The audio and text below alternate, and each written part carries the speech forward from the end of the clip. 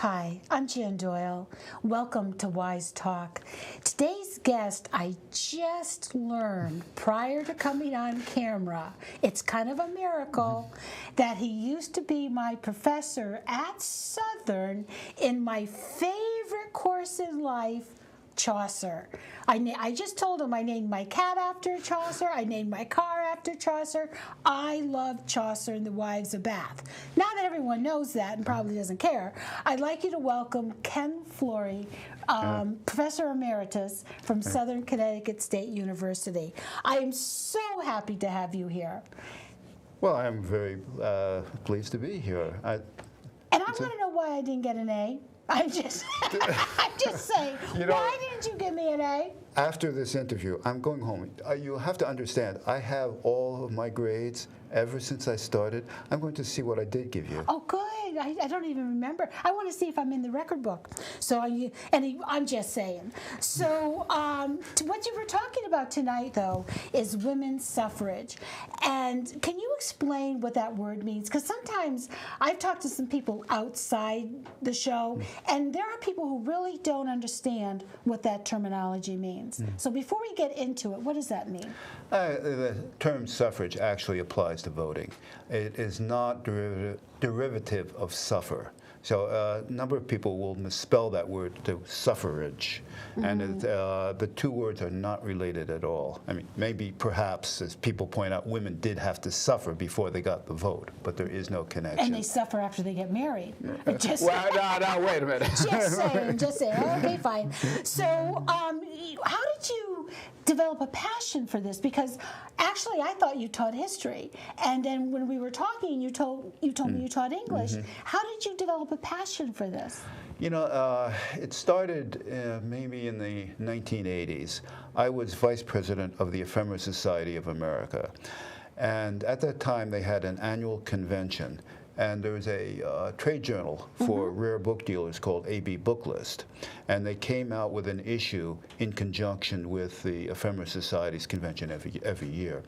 That particular year, they wanted to do something on women.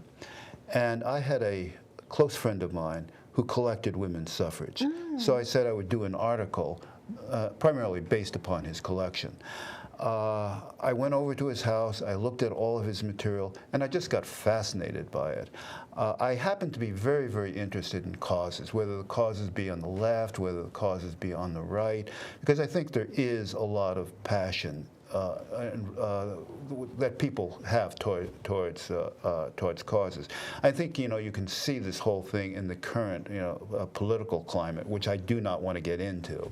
But I think you're not going to tell me who you're going to vote for. I am not going to tell you who I'm going to vote for. And you're not going to ask me who I'm going to vote for. I may later, but okay, I'm not now. Not now. Okay, fine. Where was I? Well, you don't want the political climate. You don't want to get into, but you have a passion for this. I developed a passion for it. I looked at the material that he had, and it was more than just objects. I mean, there was a history behind it. There was a story behind it.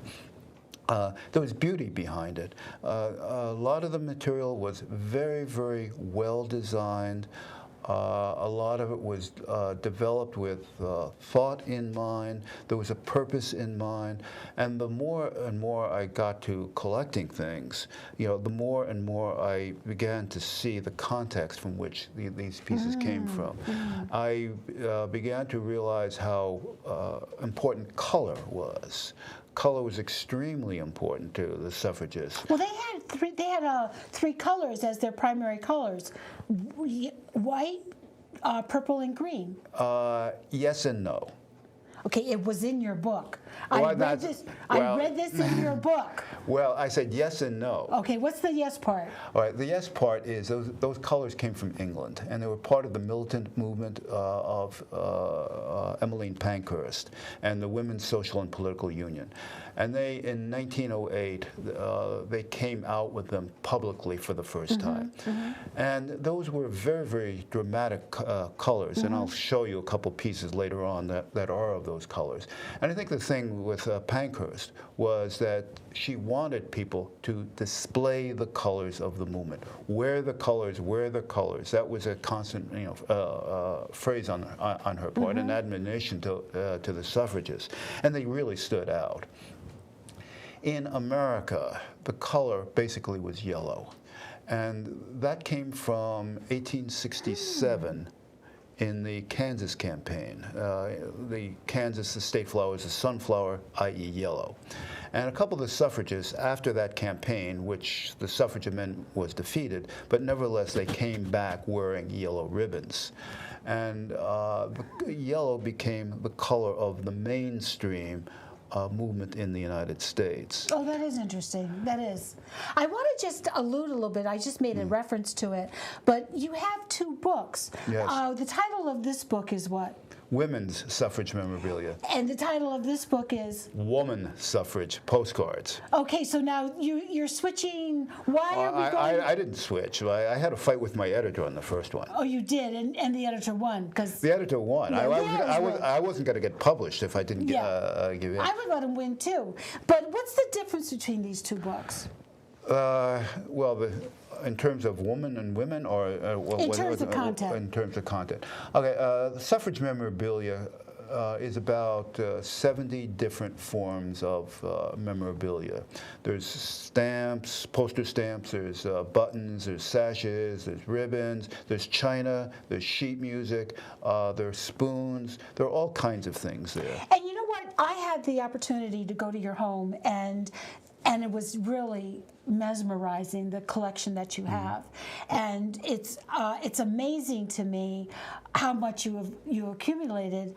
And I also when I read your book, I also found, and I think you had it in the discussion with me, that one thing and it was a short span that they made this. I think that because of the World War II came around. World War I. World War I, thank you. Are you saying I was wrong? I'm just, okay, fine. So World War I. But I found it very interesting that some of the key people in the movement do what athletes do nowadays. They lent their names to products, like the women's suffrage. I wrote it down. Oh, the women's right stove. So if you bought that stove, it had women's right. And I thought, oh my God, that's so interesting. Who knew? You know, the interesting thing about that, there's several really good books on commercialism, manufacturing, and the women's suffrage movement. And in the late 19th century, we were moving more and more into a society where they had, commercial products, where people bought things through advertising that they really didn't need. I mean, not that they could use them, but they were not necessarily essential. And with this whole thing also came merchandising, marketing, and the whole bit. There is an interesting book about merchandising the women's suffrage movement. I'm getting involved in about 2 or 3 things at this time. I tend to do that to people. Well, women there were numerous very talented women who had no outlet for their talents. And I think this is one of the reasons why suffrage finally became the law of the land, because you had pro-suffrage and the anti-suffrage people. But the pro-suffrage people consisted of many women, very talented. Some of them came from the upper classes, but they had very little outlet for their talents. They could go into education, they could become lawyers, they could become doctors, but very few of them were actually able to do so. So there were few women doctors, there were few women lawyers. But today we have more women lawyers, we have more women doctors coming out of med school and law school than men. Imagine the kind of talent that was available to the suffrage movement at the turn of the century.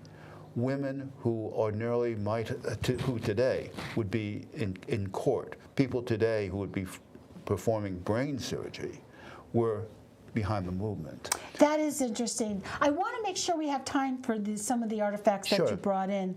The first artifact, it's actually when I saw it on your dining room table, very intellectual comment. I said, "Oh, a keg. You have a keg," and it's not a keg. Can you explain what this is over here? Sure.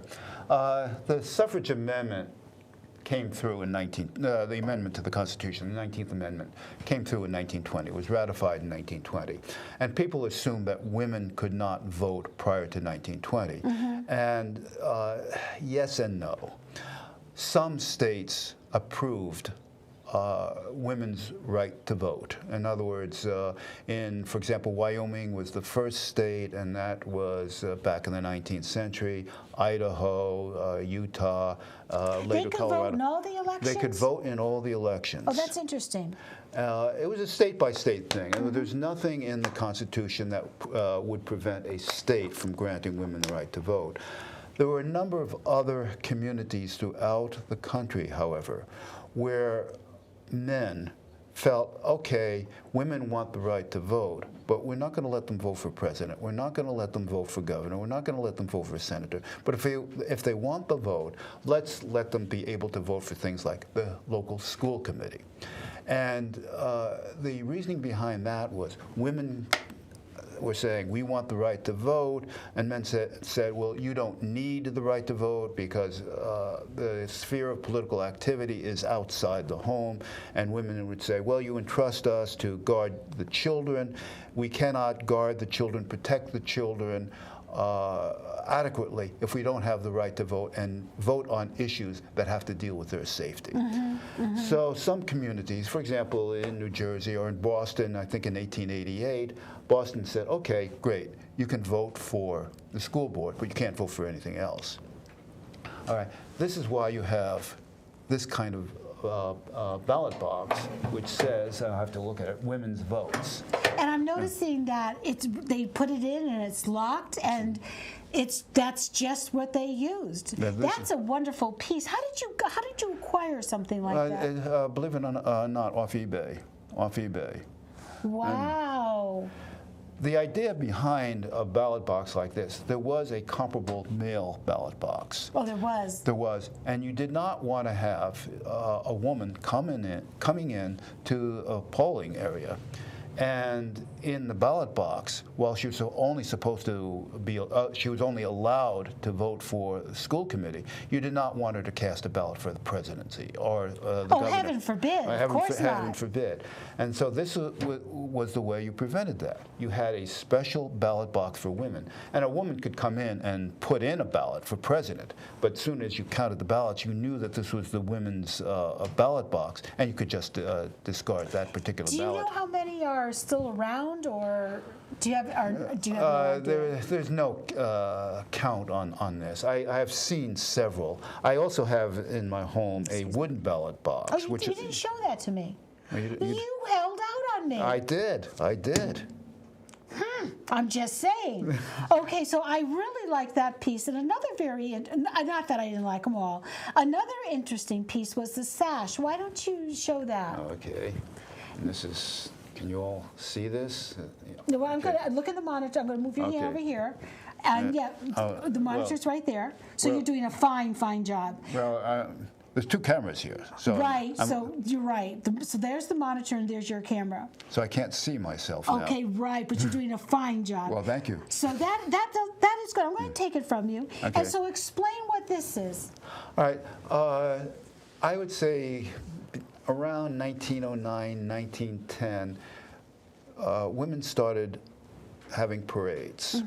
And this is what some modern scholars call, that's upside down, what some modern scholars call visual rhetoric. I mean, that's a good word. It is. The suffragists themselves did not use it. But basically what they wanted was spectacle. They wanted to show how ubiquitous the movement was. They wanted to come out and very forcefully display their commitment to the movement. And I think this was a problem in the beginning because so many women, even those who supported suffrage, felt that the public areas, such as the street, public forums were men only. And a lot of women were hesitant about going out and parading. So there weren't really very many parades until about 1909, 1910, and the big one, of course, was the one in 1913 before Woodrow Wilson's inauguration. Mm-hmm. But when they paraded, it was more than just a parade. I mean, it was more than just having a whole bunch of people. You had to communicate with the crowds visually, and you had to put on all kinds of things, maybe a hat, you would wear a sash to show the crowd not only that you were supporting suffrage, but a very, very strong commitment to suffrage. Mm-hmm. This is in the colors of purple, green, and white that you were talking about before. And there were several groups in the United States that borrowed the English colors. Mm-hmm. This is not accidental. This is purposeful borrowing. Since these colors were associated in England with the militant movement, it tended to be the more militant American organizations that borrow those colors. Oh, that's interesting. The more conservative ones stayed with the yellow. I was also reading in your book that the movement that was anti-suffrage would use the color pink. And I found that so interesting because my mother had a pink kitchen, which I always hated. Yeah. I always hated it. And a pink refrigerator, a pink this, pink that. And so she doesn't know she was going anti-suffrage. I'm just, not that she's here anymore. So let me see the pendant that you have. The pendant. Is that easy for you to grab? Yeah, I think so. If it's not, I can ask the intern to... Here we go. Carry it. Okay, I was going to hold that. Okay. And now we all know what a pendant is, but I guess I only thought the Yankees had them. So talk about this a little bit. This would have also been something that would have been used during a parade or some formal celebration. And there were numerous pennants. Again, this in combination with the sash made a wonderful display for the crowd. It does. I'm thinking this should have been up on the wall for behind us. It could have been. The interesting thing about these pennants, as we were discussing earlier, how women really understood advertising, and they understood the new commercialism. They understood how to merchandise the movement. There were so many pieces of memorabilia which were really being manufactured for the first time anywhere. I mean, apart from the movement. So, pennants like this. Mm-hmm. This is an early pennant. The pennants weren't really used in presidential campaigns until about 1908 or 1912. So this is very close to that period. In other words, women saw what was going on and immediately saw this as an effective form of advertising. That shows how smart they are. Well, they were. I mean, there's no question about it. Or how about the umbrella? Now, the umbrella, okay, you want to have a spectacle. This was not used for rainwear. It wasn't. No. What you would do is, let me see if I can open this without breaking it. If you break one of the lights, Doug will never speak to you again. Well... If you break one of the koozies. I'm trying to not break the... You didn't have this problem at your house. No, I didn't. Did you? And I didn't touch it. Okay, here we... Thank God. Here. Thank God. Well, it should be opening up, but it's... here we go. Here we go. Now, you didn't use this during the rain? When would you use this? Let me take this. You would use it during a parade. Oh, during a parade. Oh, excuse me. And you see where it says Idaho here? You can see it in the back. Yeah. Okay, Idaho. Is that on? Okay, yeah. Idaho. This was a parade. I know where this umbrella came from. A friend of a friend, went to an antique shop one time and bought about 6 or 7 of these umbrellas. Oh, wow. And they each had a different state on it. And the states that were painted on the umbrella were those states that at that time had granted women the right to vote. You didn't get one with Connecticut on it. Well, Connecticut didn't grant women the right to vote. Oh. As a matter of fact, there's quite a controversy about the state of Connecticut. Was it really? Really. What happened was Congress had passed a constitutional amendment. Both houses had passed with the proper number of votes. And all it needed was to be then ratified by 3/4 of the states. Well, this was done rather quickly, but women wanted to have all this 36 states ratify it by the time of the 1920 election. And 35 states had ratified. Everyone assumed that Connecticut would be the 36th. So everybody went up to Connecticut, and but the problem was that the governor at that time was very, very anti-woman suffrage, and he said, we cannot have a special convening of the legislature. Do you remember the governor's name? Holcomb. We cannot have a special meeting of the legislature because the legislature meets once every 2 years. Constitutionally, we cannot have a special meeting unless there is an emergency. So he adamantly refused to convene the legislature, despite the fact there was all kinds of pressure on him, both from Republicans and Democrats. I think both parties felt you don't want to hold back, because if you do, women are going to get the right to vote. Whether they get it in 1920 or 1924 is immaterial. And if we hold back on this, our party, whatever party that holds back on it, we're going to lose the women's vote. So what happened was that all of a sudden, eyes turned towards Tennessee. And no one expected Tennessee to be one of the states that ratified the Constitution, ratified the new amendment. And there was one young man, I forget his name, I think he was only about 23 or 24 at the time. He was one of the leaders of the opposition. And I guess the House, the state House, was pretty much divided on the issue. By one vote, the anti-suffragists held sway, but they were not going to hold their vote until the next day. Well, overnight, this legislator, and this is a true story, got a telegram from his mother. And basically, the telegram says, be a good boy. You vote for this amendment. Thank God for mothers. Thank God. And seriously, that's true. I And he changed his vote, and Tennessee became the 36th state to ratify the amendment. Oh, that is interesting. That really is. We were talking a little bit about Connecticut, and I thought I'd just put this in here. The reason I even know about you, because even though I saw you in college, I had no memory of you. Just don't get upset over that. Again, you disappoint me terribly. Yeah, I know. But there was an article in the New Haven Register that about this, and Kate Hepburn and Kate Hepburn's mother, the connection, and she is just beautiful. Her mom, isn't she? She really is. And so very briefly, because we're running out of time, and there's a couple of things I want to get to. What was the connection with Kate Hepburn's mom and the movement? Well, she was the head of the Connecticut Women's Suffrage Association, and no one knows this.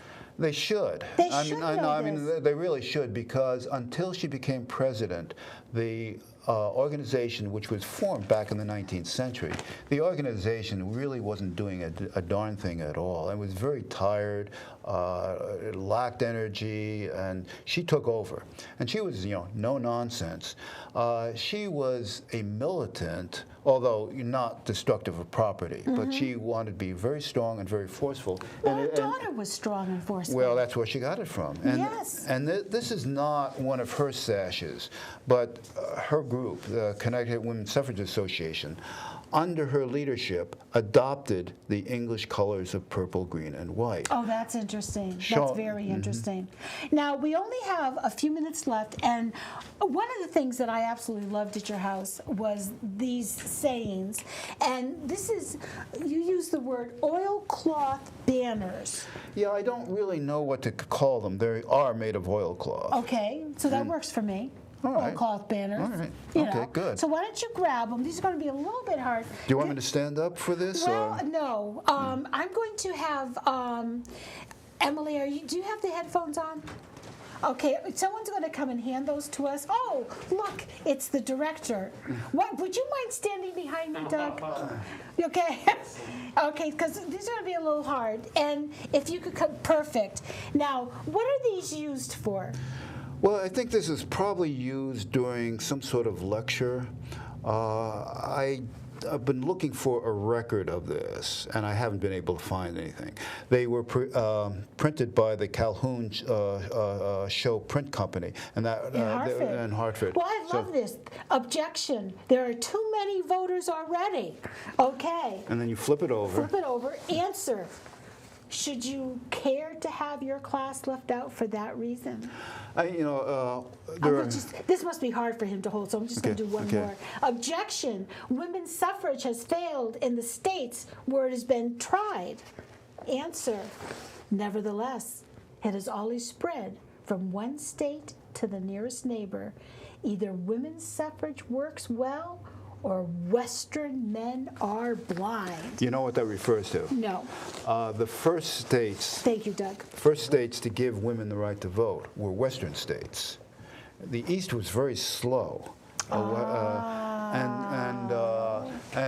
one of the arguments that proponents of suffrage had was that if you had a state where suffrage was legal for women, states around it also voted for women's suffrage. Oh, that's interesting. So if suffrage was such a bad thing, you would think that the states around that, the pro-suffrage state would avoid it, and they didn't. I just wanted to ask you, we only have about a minute and a half left. Okay. Do you have a website for this? Yes, I do. What's your website? My website is Woman's Suffrage. WOMAN. Woman's Suffrage Memorabilia.com. And on their website, could someone track where you're speaking engagements or that kind of information? No, although they could probably get in touch with me through that website. Okay, because that would be, especially with this election coming up, that I'm personally very interested because we have probably having a woman running. This would be very timely in having this speaking engagements about this across the country.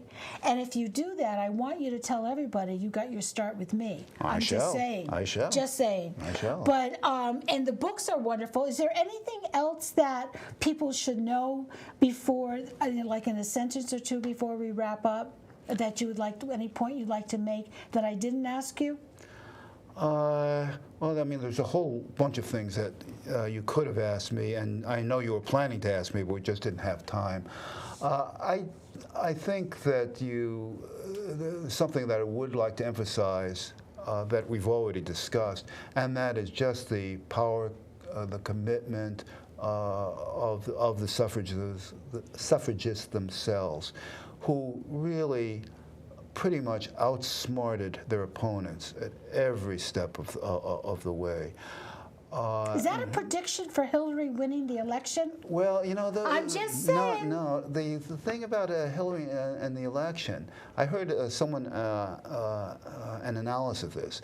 A lot of young women are Bernie Sanders supporters, and I think the explanation that was given was that the whole idea of a woman being president is so accepted today that a number of young women are not necessarily looking for a Hillary Clinton to be the breakthrough candidate.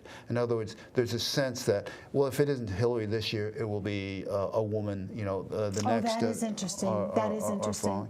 We're going to have to start wrapping up. I'm sorry. All right. So what is your website again? It's womanssuffragememorabilia.com. And if they Googled your name, would they still be able to find it? I'm sure they would. All right. And so if you have any questions, you can womanssuffrage.com. Is that it? Womanssuffragememorabilia.com.